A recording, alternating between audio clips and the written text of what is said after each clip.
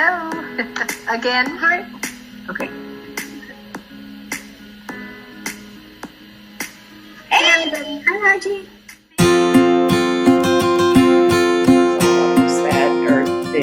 Which is the stress hormone. So they do have physiological, mental, and also they benefit the air in the home. So that benefits our respiratory system, which at this point in time, keeping good respiratory health and keeping our home environments free of dust and pollutants and chemicals is just another step that keeps us healthy respiratorily. And when we have, kind of this COVID threat at all times, the healthier that our respiratory systems can be, the better prepared we are for that. So just a question for everybody. What type of houseplants do you have? And which one is your very favorite?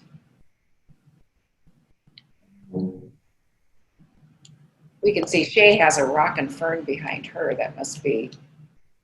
It's actually a bamboo fern. Yes. I have two of them.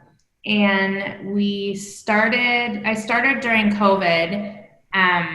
I've killed plants all my life, basically. And so I'm like, this is a good time when I'm sheltering in. I can kind of nurture and tend to something. So this is Fozzie. This is Kova over here. So there's two of them. I thought, why not name them a little pun on it, right? Why not? And then we now have little babies all over. I think I have 20 plants in the house now since this all started. And they're all, knock on wood, they're all doing really well. I've named all of them. I talk to them. I'm like, yeah, don't die on me, okay? I pluck their dead little leaves and everything. It's really fun. I forgot to tell you too. Tonight's event or tonight's talk, listen, and share is also sponsored by Creation Succulents. So at the end of our talk tonight, we'll be having a little giveaway for that too. So yeah, she might have talked me into a couple different plants in the house. So exciting. I love her stuff. She's great. I love Marissa. So what do you think the number one cause of plant death is? Lack of attention. Overwatering. Overwatering it. Too much attention. They're a lot tougher than they look. They don't need as much as we think, but it's that's the number one cause of indoor plant death. We just choke them. So what are some of the benefits, and why is healthy? I'm going to kind of do an overview of indoor air. We spend 90% of our time indoors, and the air that we breathe can be fresh, or the air that we breathe indoors might be stale. There usually are quite a few chemicals from just the furnishings, the pillows, the cooking, our beauty habits in the bathroom. So all of these let off chemicals. And even objects you don't think of as being actives can still offset chemicals, particularly like natural wood furniture is replaced by composite pieces, and those can be things that offset different chemicals into the air that we're not aware of. So they're emitted by our habits and by our products. And we also can have dust accumulation and things in the house that release allergens. So pets coming in from the outdoors and not taking off your shoes, you can track different things in: pesticides, dirt, dust. particularly in the desert with the winds. It's just amazing sometimes what you find in your house when the windows have been open or been closed the entire time. So there's a lot that can enter the house that you don't think of as something that's potentially harmful, but it can be. And the other thing as far as allergens, sometimes when you walk, have you ever had the experience of walking into work and then the minute you walk into this environment, you start sneezing? Or you walk into someone's house and you start feeling a little itchy. And it can be related to pets, but sometimes it's just related to environments that are a little bit stale. Pamela and I have worked in hospitals, and I mean, it's like in intensive care units that are completely zipped up. Oh, yeah. Walk into environments that have medications, all types of different particulate matter flowing around. And I know that I used to walk into one unit up at UCLA, and the minute we walked in, everybody started sneezing. So it was, you realize the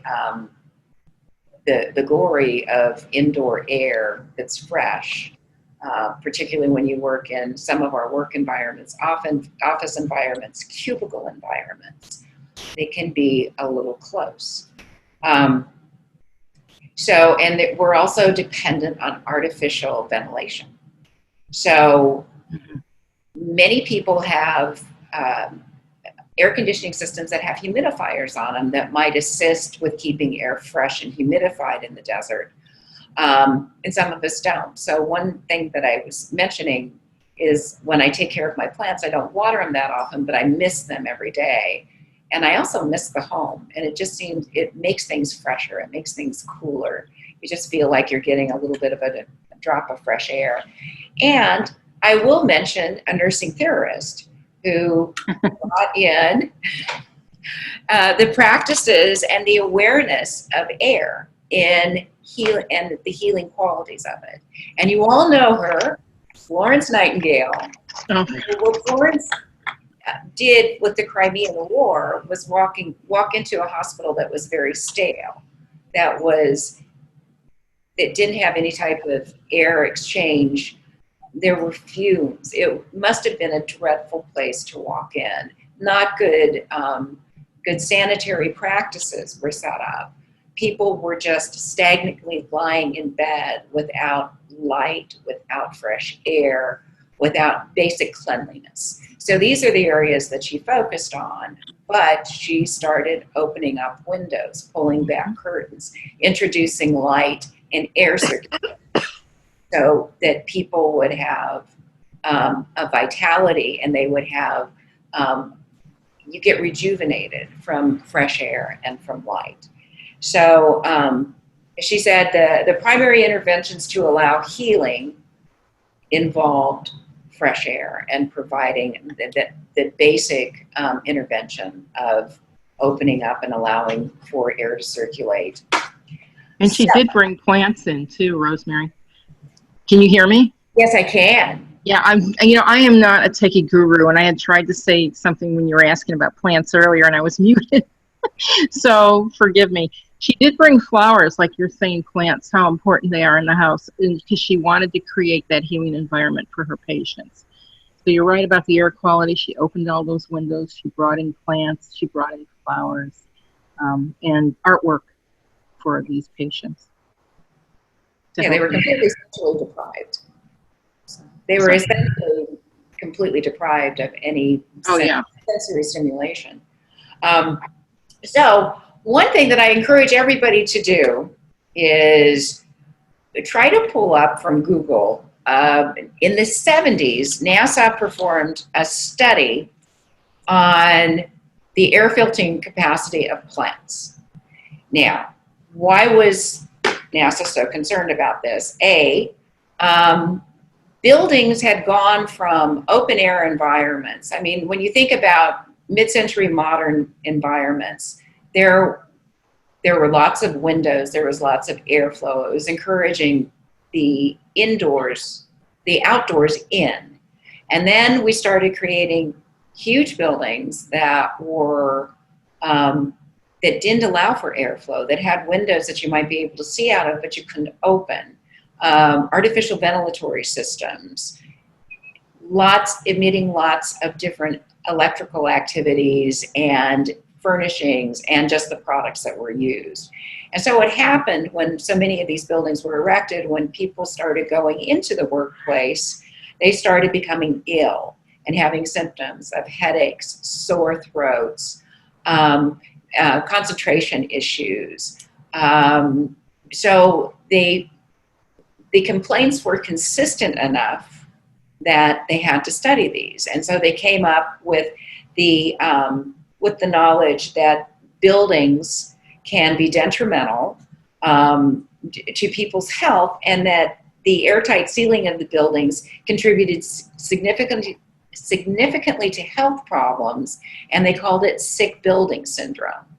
So NASA was concerned about this for a number of reasons, their workplaces, but the other thing that NASA was concerned with is they had little tiny spaces that they were sending people to space in, or they had confined spaces for training, or they had confined spaces in the workplace. So they wanted to study the effects of plants for the potential to send into space, and for the potential to just decrease these detrimental health benefits that were happening because of this new construction and these airtight closed building facilities that were so frequent and were being introduced widely.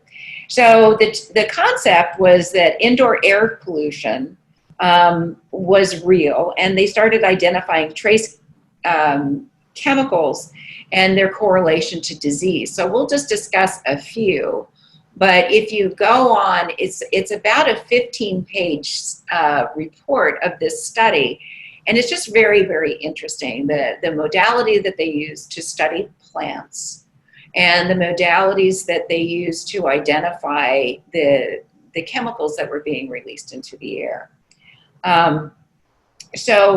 And sometimes even things like there are different chemicals that even in, like formaldehyde, even in a small amount that might be just a trace amount, it can still have effects of irritation to the respiratory tract, to the sinuses, and cause some issues with headaches and mentation. Now, the British had an interesting study on sick building syndrome. So there was a Dr. Tony Pickering in Manchester, England, and he said that the symptoms are minimal in naturally ventilated buildings, and that naturally ventilated buildings had a much higher microorganism count. So when they measured the microorganisms in a closed space that didn't have natural ventilation, they found that the bioorganisms were greatly reduced. So he surmised from this that you need to do something to introduce healthy microbes into these environments, and maybe it will have a beneficial effect on reducing the symptoms and reducing some of the toxins that are in the air. So the plants would be introduced to improve the microdiversity within these closed space buildings that didn't have natural ventilation. So then what NASA did is take it a little bit further, and they studied the habits. They used higher plants that had an association with kind of creating a really rich soil microorganism that would help diversify the air and reduce the pollution and the symptoms. So the answer to the problem was introduce plants. So they studied a number of plants in a very small environment. So They created these very tight environments, introduced different chemicals into it, and then they would study the air before, during, and after a 24, 48-hour period. So when they first introduced the chemical, you analyze the air. The plant's capacity to purify the air would be analyzed after 24 hours, et cetera. And they had controlled soil, controlled fertilization, everything was very much a controlled state. So what they found after 24 and 48 hours is that specific plants had the capacity to reduce chemicals like benzene, the formaldehydes, etc. And some plants had the capacity to wipe out all, like a number of them. So it was an interesting study, and it introduced how plants became part of, like in the 70s and in the 80s, there were people that had jobs that just did nothing but take care of industrial plants. So you used to walk into buildings and see, walls of plants, or particularly like the mother-in-law tongue, which is back there. Those are very popular because they're really hard to kill, even when you try to. So they're hardy plants, and they have a wonderful ability to clean the air, and also most of the plants secrete oxygen, and they secrete moisture into the air. So that's another important aspect, that the air is refreshed by having the plants there. So all of these studies have been pretty much worshipped in the plant world and grabbed onto in the plant world as the ability to completely, just line your house with plants and you will have a detoxified environment. Well, the sad thing was, there are lots of research that's kind of debunking these findings and saying that it is over-amplified when it comes to an actual room space. Because if you're dealing with open space in a room and you have a couple of plants, do they really have the capacity to purify the water the way that these plants did in their contained environment? So they say that they're not buying that they detoxify the air to the extent that it has been promoted for the last 40 years. That said, they still found research that was valid research that said that they purified the air. They might not be able to purify the air in the capacity that it did in that closed environment, but they still refresh the environment. They still emit moisture, and they emit oxygen, which are very important factors in fresh air within a closed space. So it'll be interesting to see how they try. I didn't see any actual studies that proved that they were completely debunked, but there was a lot of theorists that said, you would need to have a huge plant every 100 feet in your house in order to provide that amount of purification. Now, when we're talking about air purification, I think there's also something else that's happened in the last 40 years, which is very beneficial, and that there is an awareness that a lot of the additives, the furnishings, the chemicals that are applied to fabric to fire retard them, to keep them waterproof, to keep them from staining, are not the greatest things in the world for us. So there have been lots of clean practices that have been introduced, so we have choices about what we bring into the house, and we have choices about, because something that's really rather offensive is dry cleaning. The dry cleaning process introduces a lot of chemicals. So there are a couple of ways to remedy that. You can choose green cleaners that use much better products that have reduced toxins, or you can offset gases on newly dry cleaned clothing by leaving it outside for a few hours and removing the plastic bag. So removing the plastic bag is important because it helps offset some of those chemicals.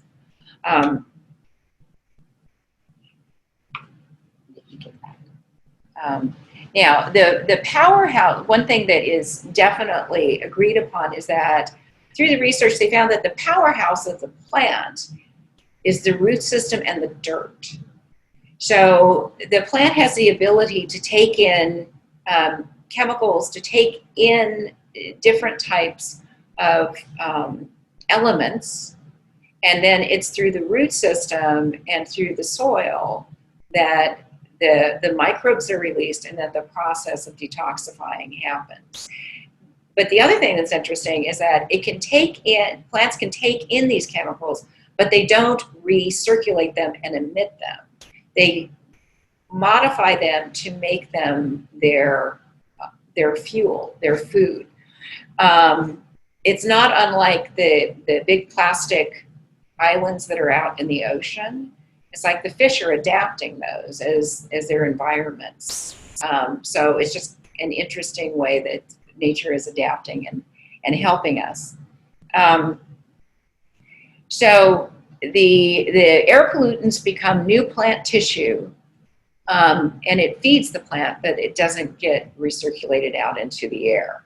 And they also did research, and they found that even if a plant doesn't have super rich leaves, so they went in and plucked off a bunch of leaves of different plants to see if the leaves were actually the part that had a great deal of, that were partially responsible. And they found that de-leafed plants still had the capacity in the soil and in their roots to do this detoxification process. They certainly wouldn't look as pretty, which is part of the reason for having a plant, because you find them beautiful.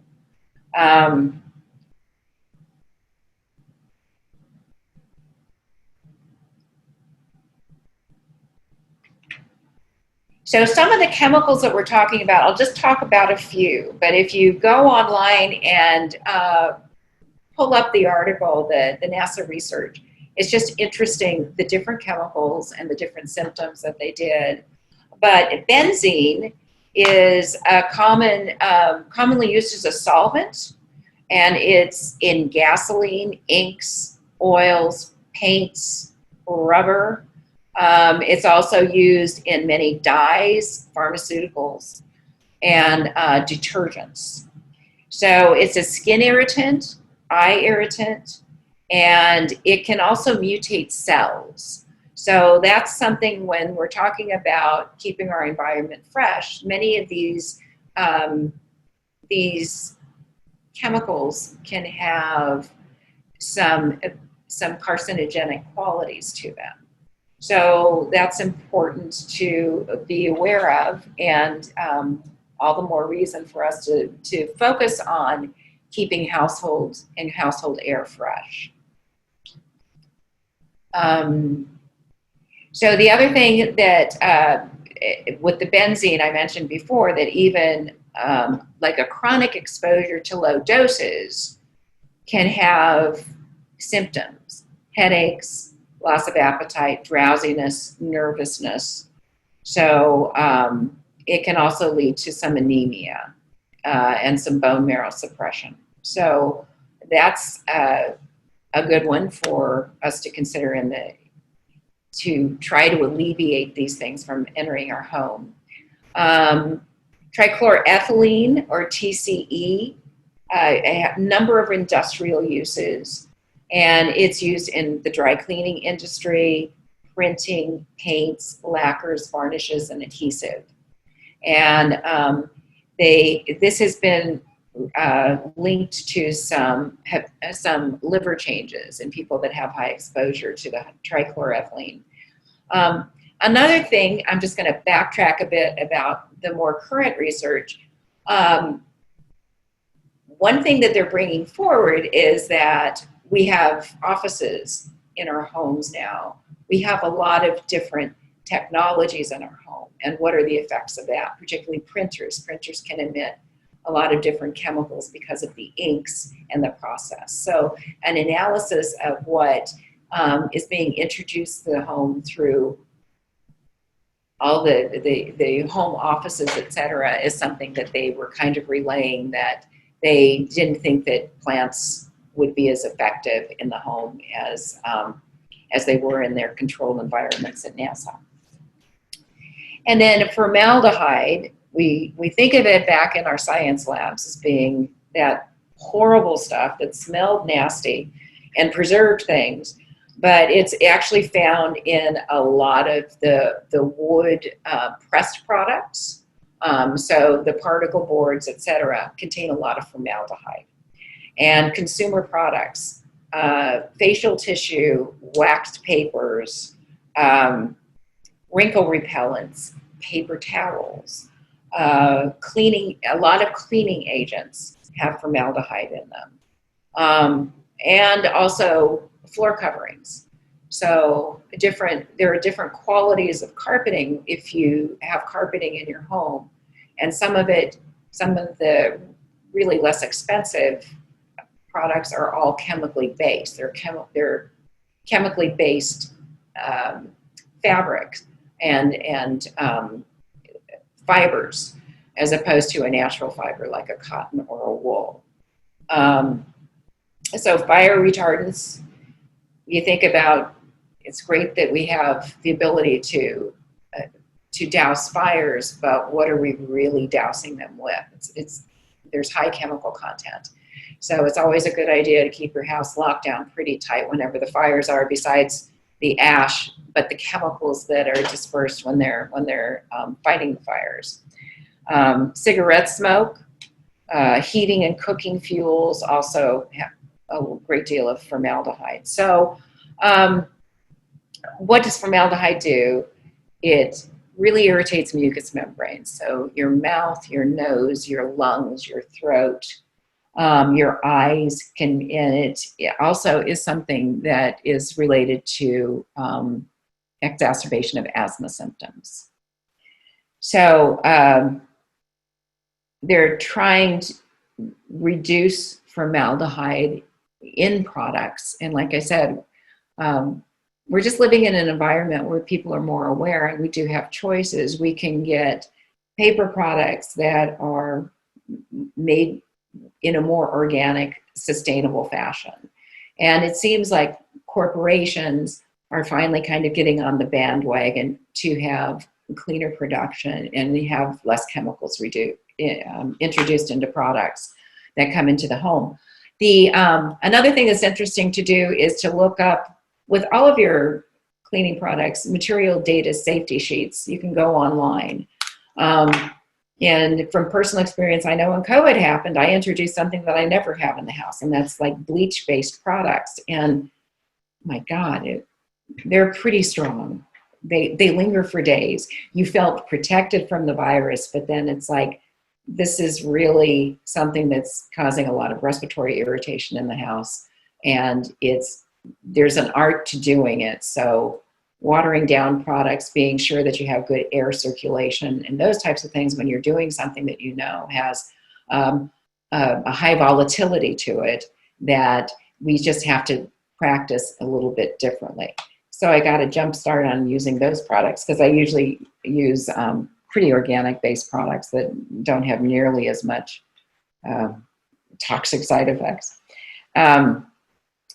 So plants can, and we'll talk about different plants tonight, but there are plants, so plants during the photosynthesis process, when they're exposed to light, they go through all of these chemical processes and they take in the carbon dioxide and they release oxygen.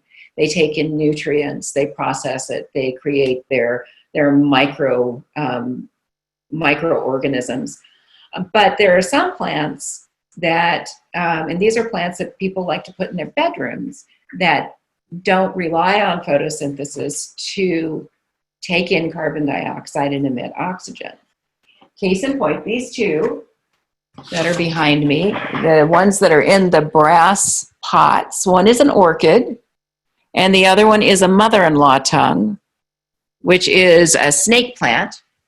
And those are oxygen emitters at night. So are they going to change your oxygen saturation? No.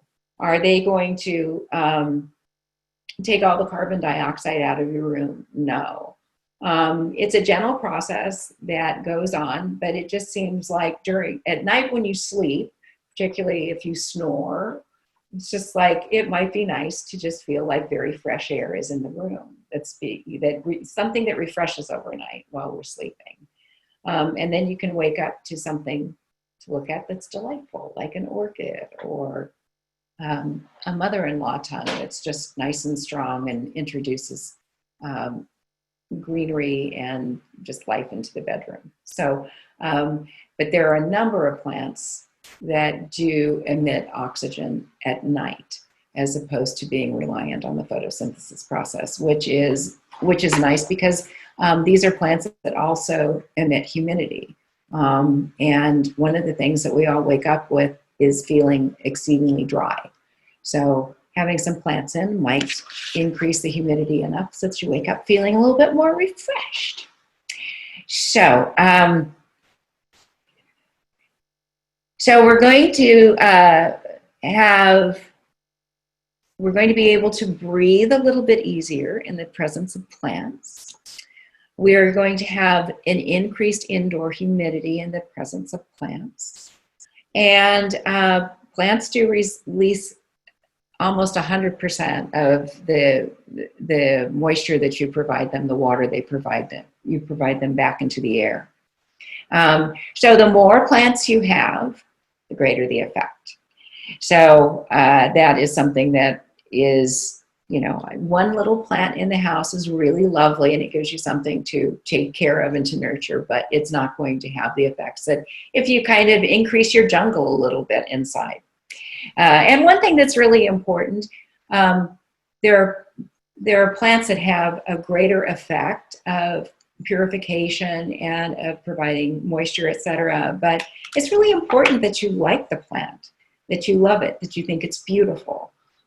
So when you're choosing your plant, you want to go based on something that's going to give you some pleasure in your home, and they might have the side effects of just being incredibly beneficial for you. Then they have,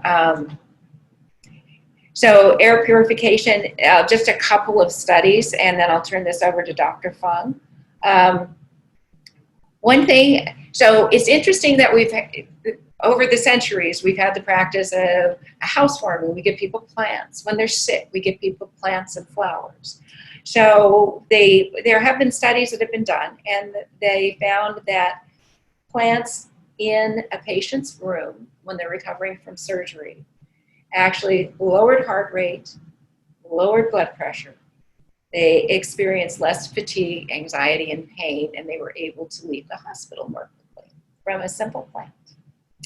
And the adding plants to office settings, this is a study that was done in Holland, decreased fatigue, colds, headaches, coughs, and so the sickness and the illness and absentee rate actually fell in businesses when they introduced plants into them.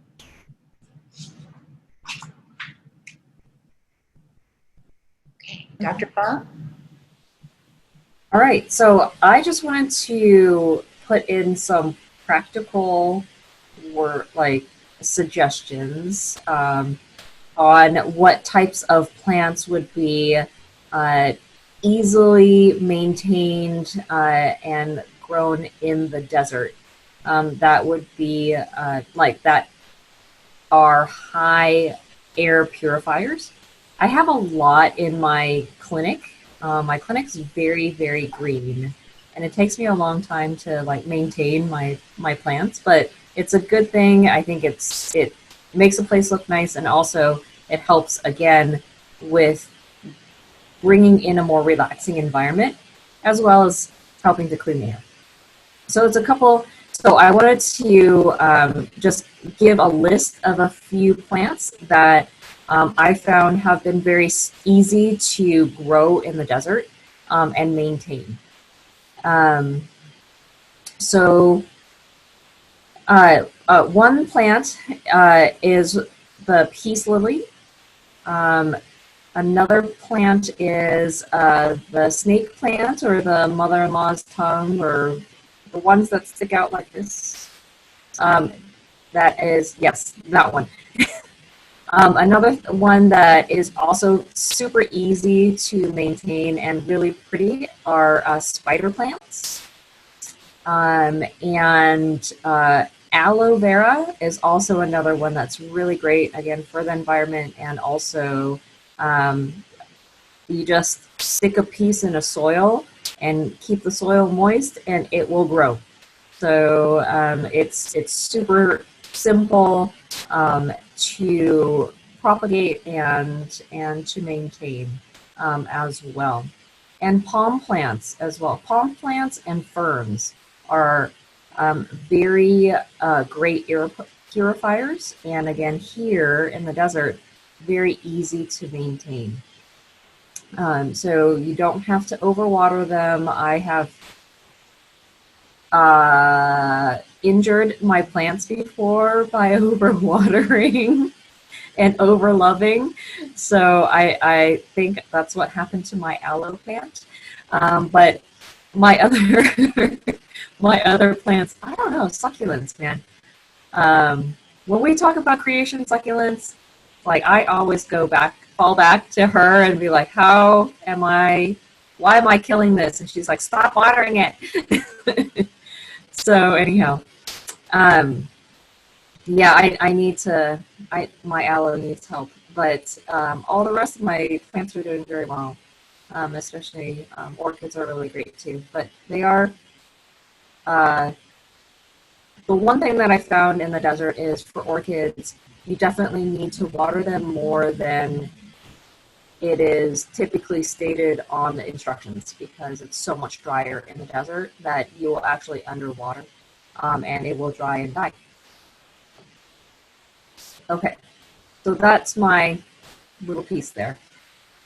Shay, I know we have some things that you wanted to add. If I can just add a couple of things. Yeah, sure. Spider plant is one of the best for releasing moisture into the air. It is good for all living spaces, but it's effective at removing formaldehydes. And the snake plant is good at removing formaldehydes, nitrogen oxide, and any of the byproducts of fuel burning appliances, fireplaces, gas stoves, etc. So it's good in kitchen. You can put a snake plant anywhere. Yeah, anywhere. Absolutely. You can even, there's a lot of, if you even look up on Pinterest, you can look up plants that purify the air. And there's going to be a ton of just charts with several, top 10 plants or top 5 plants, and all the different types of chemicals that they can process and purify the air from.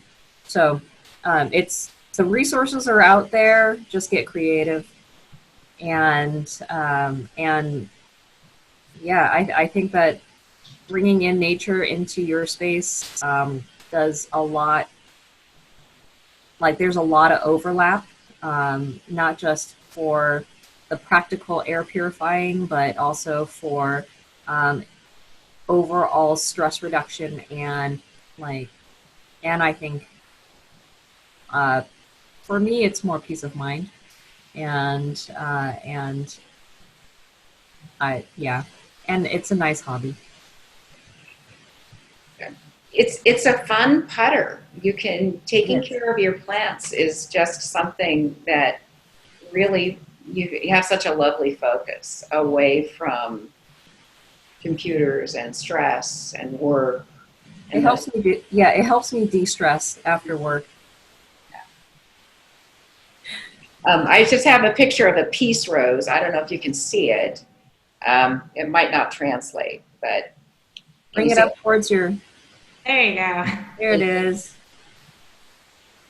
Yeah, they're beautiful plants, and they have lovely white flowers on them, and they're like the anthurium. They're the red peace lily is actually the Hawaiian anthurium, and they're just beautiful, graceful plants. And I mean, they flower indoors.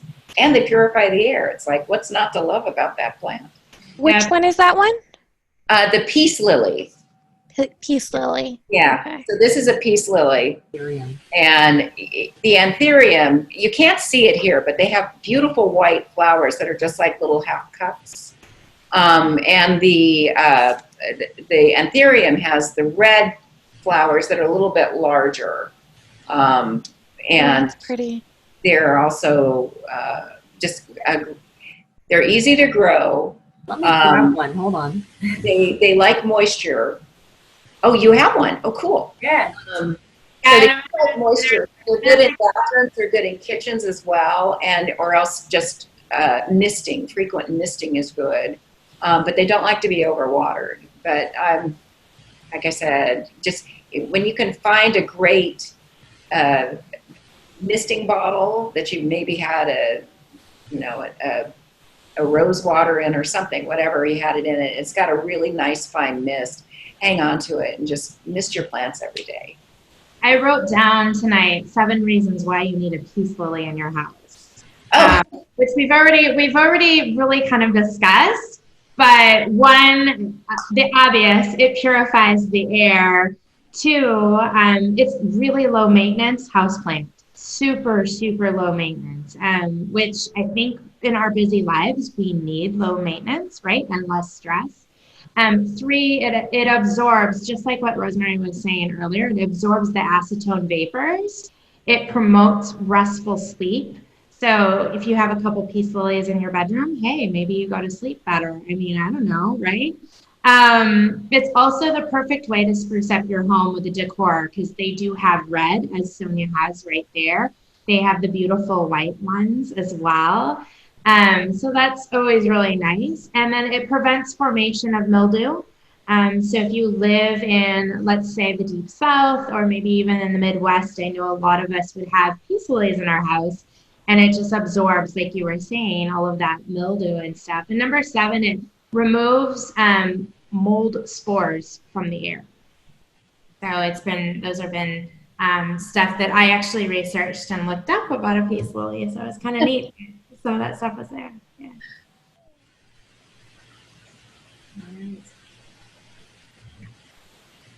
So did everyone get a chance? Oh, that's beautiful. Wow. Did everyone get a chance to state their favorite plants or flower? Yeah, if you guys just want to unmute yourselves, let's share. Like, do you have plants? Do you have gardens? Like, we love talking, but we love more if we hear from you. And if you have questions, like that's what we're here for. So please share with us. We'd love to hear, we'd love to know. Cheryl, I think you're still on mute too, by the way. I'll go. Okay, so I've killed every plant inside my house. So I don't have a single plant inside right now. Okay, so I've killed every plant inside my house. I have managed plant inside right now. Get a really good practice going in my backyard. So I'm loving that. Not overwater them. So really, I do want to do flowers. I'm going to try Polly? Shay, what is that? Is that a palm?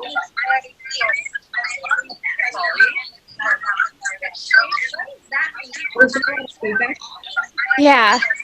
Oh, everyone should probably mute and one at a time. Yeah, I'll mute everyone really quick, Holly. I'm going to mute everyone, and then if you want, just raise your hand or go ahead and hit the little icon. There we go. I think that helped. I'm sorry, Holly. Go ahead. No, that's okay. Did you Woo! anything I said? Let's start over. Okay, so basically I've killed every plant inside my house, and so I don't have a single plant inside anymore. So I'm going to try it again.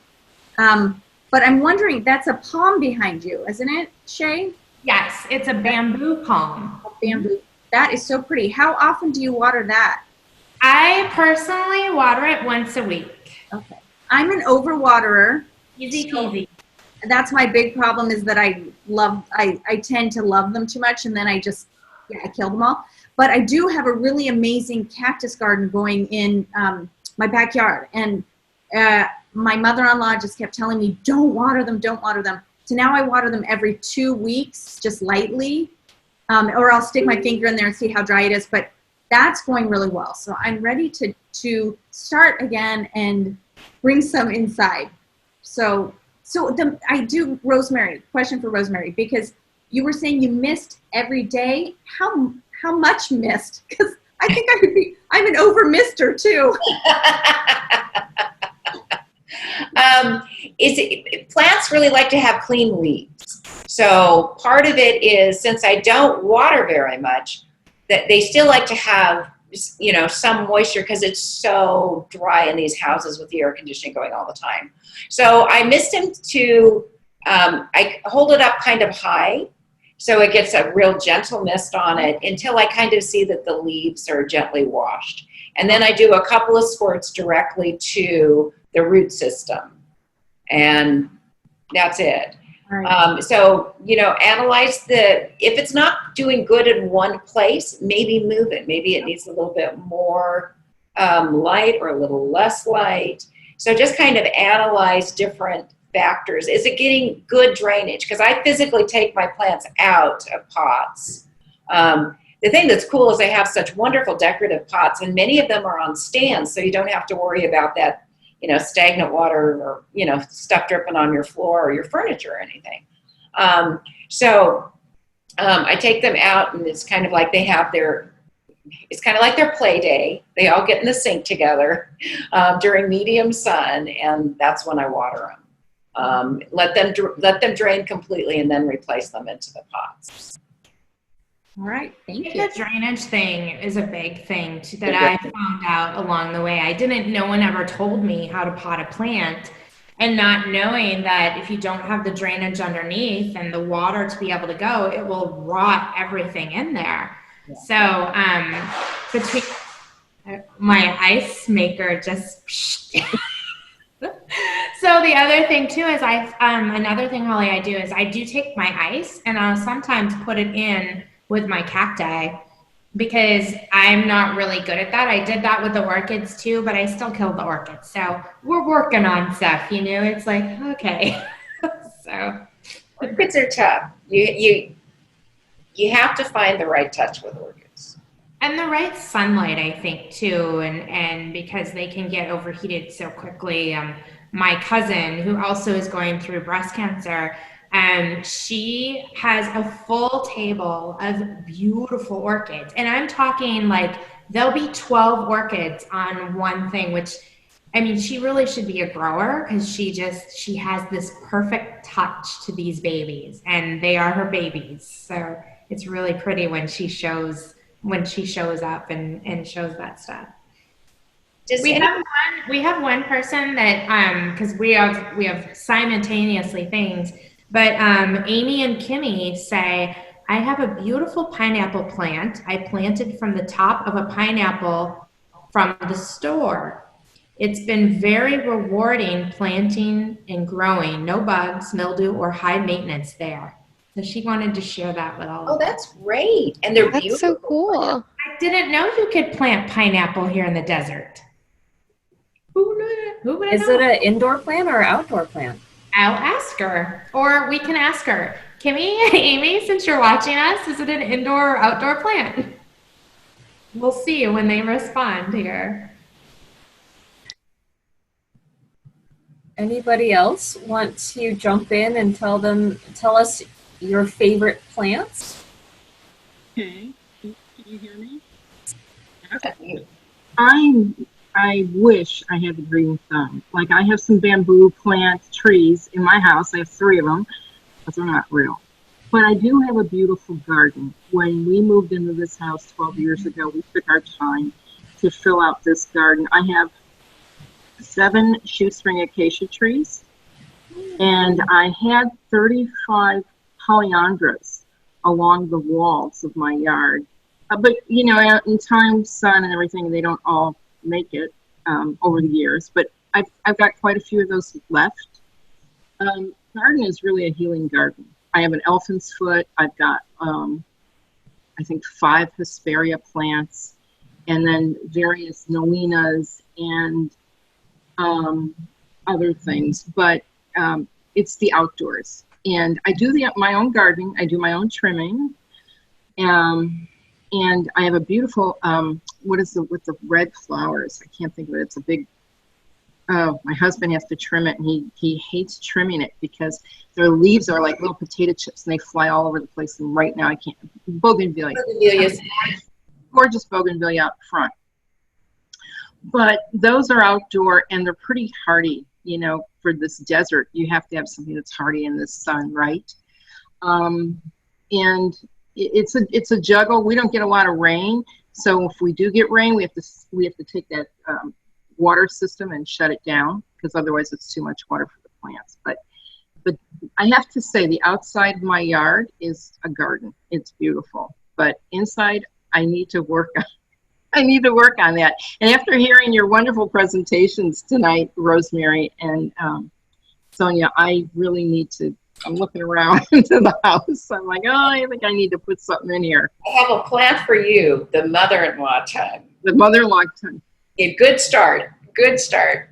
You know, it's interesting because when I was growing up in Chicago, I had, in my teens, in my bedroom, I had one of those fluorescent light boxes, and I had all kinds of plants in there. And somewhere along the line, I don't know what happened to me. You know, that whole part of me went away. But I'll try with the mother-in-law tongue, because you said that's pretty, you know, hardy. Yeah. Okay. I don't really have plants in my house. That's the problem, because I have 2 cats and they eat my plants. Because apparently they're naturopathic cats and they want their greens. I actually got seeds, and Cheryl, I'm sure you're going to talk about your beautiful gardening that you do, but she got me onto a little bit of gardening over the last year, and I planted specific cat grass. And so it's in my house and it's on the ground, and the cats chew on it and eat it all they want. It's great, because there are some plants that are very poisonous towards pets. And we have dogs and cats, and so that's something that I always Google and make sure. But I also try to have friendly plants for animals in the house, and I also keep everything up on stilts so that they can't really get to it. They'd have to really try to get to the stuff. But yeah. I have a plant that I've had since 1981, and it's moved everywhere with me, and I cut it back because right now it's probably 14 feet high right now. And it blooms every 5 years. A smelly bloom. I have gotten the name of it, but every once in a while I just go in and chop it halfway down and let it grow back up to the ceiling. And then I oh, I'm sorry, go ahead. And then I grow my own vegetables and lettuces and stuff. So, but there's nothing growing in my backyard right now. It's too darn hot. But I'm in prep for planting at September 1st. So, So, what stuff do you start planting in September, Cheryl? All my lettuces, my micro lettuces and squashes, carrots, tomatoes, cucumbers, pickles, dill pickles, which are the cucumbers, and I do broccoli, and I always try something new every year. So I do the whole thing because we're too hot in the spring to grow too much. So we do better if we plant September and then harvest at Christmas time. Cheryl, I totally need to talk to you about, because I have an outdoor garden as well, and I always get like the dust mold on my squash plants, and I can't get rid of them. Get 7 dust. It's too much water also. So my backyard face north, and so I I hardly water at all. Very little. Maybe just 2 times a week. Wow. Once everything gets established. But I plant from seed. Yeah, I So plant from seed. yeah. So I did the whole thing. And mulch too. You can put some mulch, put your soil in the bottom of the pot, or if you're planting in the ground, put some mulch on the bottom, and then put straw rather. Put some straw where it has leakage, and then put your mulch on top of that before you plant your seeds. Okay. Interesting. Awesome. Thank you, Cheryl. And it'll keep it from getting root rot. But because we're so cool in the wintertime that you don't need to water every day. Okay.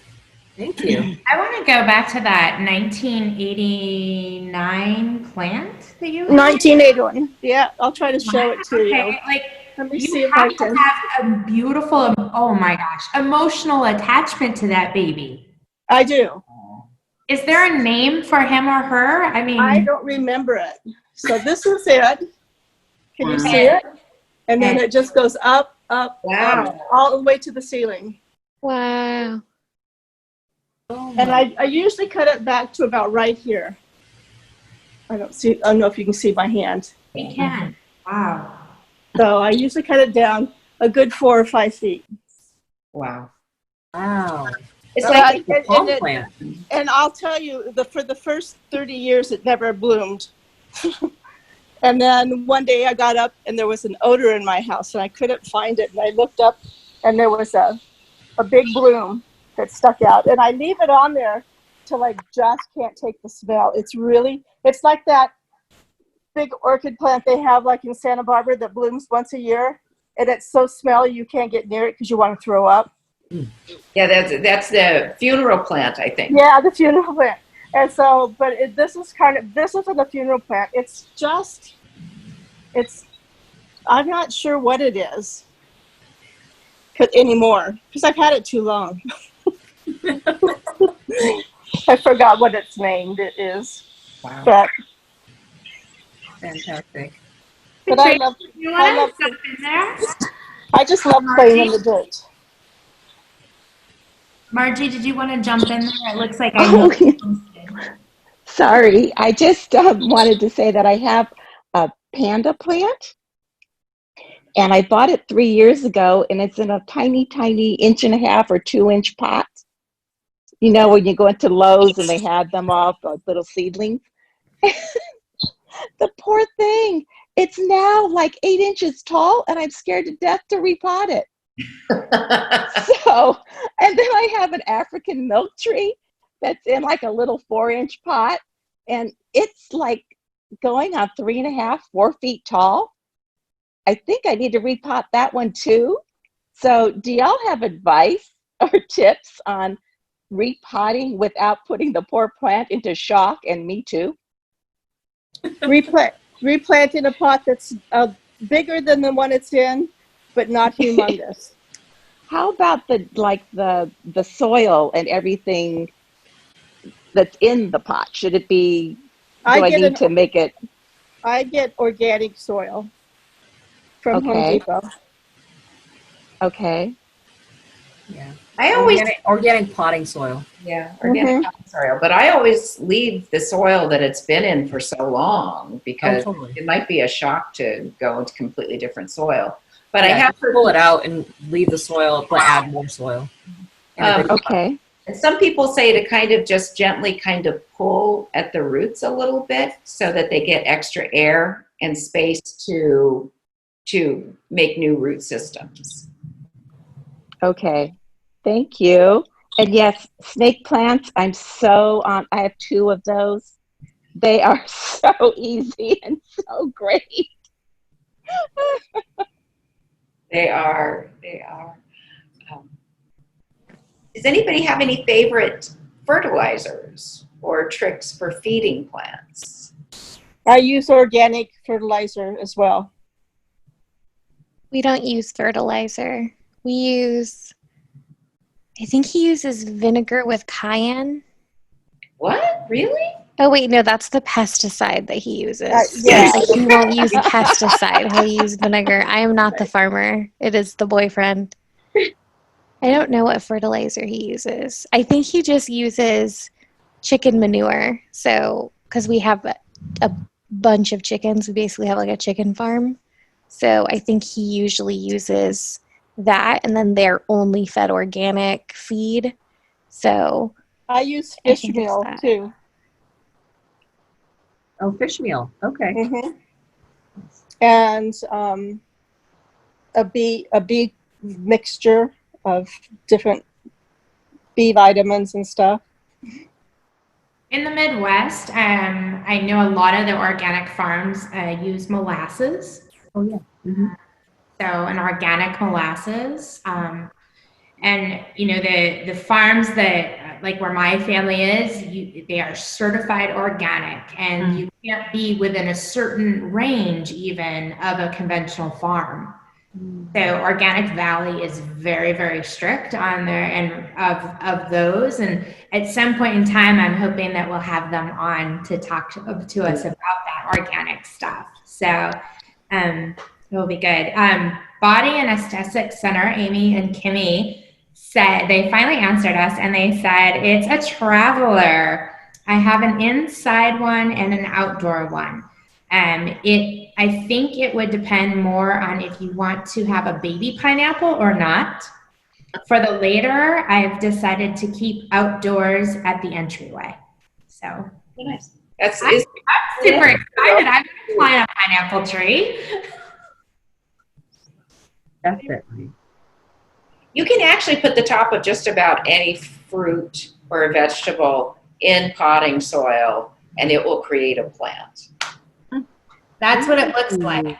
Oh my gosh, it's gorgeous. Oh yeah. I like that. That's Kimmy's. It's huge. You guys see it? Oh, that's beautiful, isn't it? Yeah, that's gorgeous. Yeah. Gorgeous. Gorgeous. Does anybody have an herb garden in their kitchen window? No, I have it on my patio. Do you? Hmm. I have it in my garden boxes outside. Yeah. I have it in my window, basil and green onions. Oh, cool. I have thyme, basil, dill, cilantro, and what else did I have? Again, they're not growing right now because I've dumped all my dirt, and I'm starting to fixing my pots with new soil. Nice. We keep saying we're going to do an herb garden, but there's never any time because we have a huge garden of all the vegetables. And I mean, normally, but we're not going to plant until September. Yeah, whatever you do, don't plant mint in your garden because it is a weed and it will take over your entire backyard. Oh, that's good to know. Yeah, so put it in a pot. I have mint in a pot as well. Yeah, keep it separate. Yeah. And also don't plant. And their roots go down so deep. I had to clean out one of my gardens because I have raised gardens, and I had to call upon some friends to come help me dig it out because we had to take all the dirt out and then pull up all the roots. If you're planting it in a pot, they say to put a piece of screen over the drainage hole to prevent, because the roots will just go right down through the pot and they'll start invading around the pot. Yeah. So I've heard that the mesh from a screen will keep it from doing that. Yeah. Also, don't plant catnip either, because catnip is part of the mint family, and it will also take over your garden as well as. Yeah, it took over my garden box, and I was like, no, I had to cut everything back, and yeah. And if you plant radishes, our gardens don't. if you plant radishes, just plant a few, because last year I had giant radishes because I didn't pick them fast enough, and overnight they grew to the size of a volleyball. Oh. They were huge. Oh my gosh. They were huge. Yeah. I'll bring some to you if I plant some more, Shay. Awesome. Well, is there anyone else that has some more questions for us or anything? Yes, Holly. Hey, where is everyone's favorite garden place? Because I kind of personally find Home Depot and Lowe's boring. Is there a better one? I was Googling and I saw Muller's Garden Center. Has anybody tried that? That's actually, and I'm not like, I don't work for them, so, Yeah. but that's where these guys came from. Okay. I searched the entire valley. Specifically, I wanted a bamboo fern, or I think that's what they're called. And I got the first one, and then I was like, oh, it's so gorgeous. And I had it for 2 or 3 weeks just to see how it would work in my house. Yeah. And I really, right away, I don't know what it is, but I became instantly happier having her in the house, or him. I don't know what I got, Kova or Fosse first. I have no clue. But I would literally tend to the plant. And there was a second one there, and I debated on whether going back, because it's an investment. And I did. I went back and I got it, and I'm glad that I did. I really do get a lot of joy out of these plants, which is something that I would have never thought of, getting so much happiness from plants, because I used to kill them all the time. But they're easy, Holly. They're super easy to take care of. And Muller's, also Bob Williams Nursery, which I've been there. They're cool. Excellent. They have both places have people that can really tell you, like, where your house faces in the sun and everything. They are so like, this will work there, this won't. What I did notice is that Muller's had a lot more indoor plants than Bob Williams. Bob Williams had more outdoor plants. Okay, I'm going to try Muller's. And Muller's is a beautiful place to walk around and get inspiration. I love that. So it's a nice walk. And like Shay was saying, the people there are so knowledgeable and very, very helpful. But and sometimes you can go to those places and get inspiration. Then when you go back to Lowe's, plants just look better because you know more about them. Yeah. Patrice, I was thinking for your herb garden, maybe just try a little pot, and put some basil seeds or something in them, as long as you have nice sun, and see if you can't just do one herb in your kitchen garden. And it's really cool to be able to just pluck your herbs out of your windshield, out of your windowsill. Just fresh. Because that's always our problem. We want to make things, and then we'll go to the store and we'll get like a bunch of cilantro, and it's like, why don't I just grow this? This stuff grows like crazy. Why don't I just... So just start with one plant in a little pot and see how the herbs grow, and maybe it'll The only thing I've ever done is like when somebody buys me flowers, so it's not a plant, but I've always, I don't know, I'm really weird about plants. Like, they just, I don't know, they always die. So then I'm like, this is a job, and this is one more thing for me to do. I'm not about it. Patrice, if you need seeds, you can get seeds from Territorial Seed Company, and also heirloom seeds from Baker's Creek Seed Company. For a garden? For gardens.